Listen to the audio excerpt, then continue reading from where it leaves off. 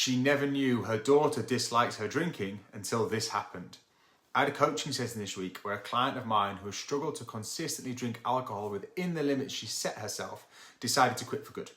Like many, she's not an alcoholic and her intake is less on an evening than most people. It doesn't impact her life in a serious way, but it's still too much for her. She wasn't happy with it. Even after a couple of drinks, she would feel groggy the next day. She didn't like the person that she was. She'd mentioned before how her daughter has gifted her several small non-alcoholic drinks in a nice little calendar to have over Christmas. The significance of this didn't resonate with her or me until this week. I asked her, why did your daughter buy these things? Why did she buy these drinks? Does your daughter not like you drinking? She noticeably paused as she processed and became more aware of the motive behind the actions of her daughter.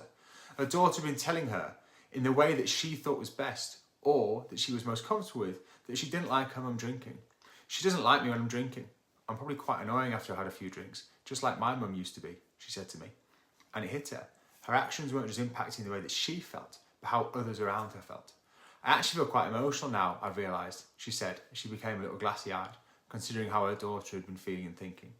She's quite hard on the outside, my daughter, but she does some of the kindest, most sincere gestures. And she knew at this point that stopping drinking was the right thing to do. Her efforts to moderate had failed, not just in the sense they were unsuccessful, but they were impacting her family negatively. It's very easy to look at this and say how obvious it is.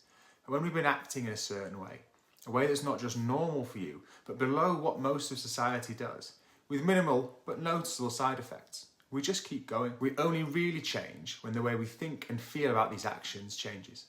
These signs are here all the time, but we don't see them, simply because we aren't looking or paying attention. We're so certain the way we act is the right thing to do, we don't consider a second opinion. It was only through my client's continued willingness to be honest and open, to reflect on her decisions and to seek out external advice and opinions, to be vulnerable and to carefully consider the feelings of others, that she was able to find the motivation to change. I don't know what will happen in the future with her and alcohol, but I do know massive changes can happen in one moment, but only when people see things differently. It was actually 23 years ago this week, my dad, who drank most days for as long as I'd known him, quit for good. He became really ill and recovered shortly after. He had hundreds of pounds of alcohol he'd bought on a booze cruise. Does anyone remember those? And he gave it all away. It's easy to say he changed because he was ill, but supposedly 9 out of 10 heart attack victims don't change their lifestyle habits. Whether it be alcohol or high-calorie food or simply scrolling on your phone, this will only change when your thinking changes. And sometimes external events help to give us a different view.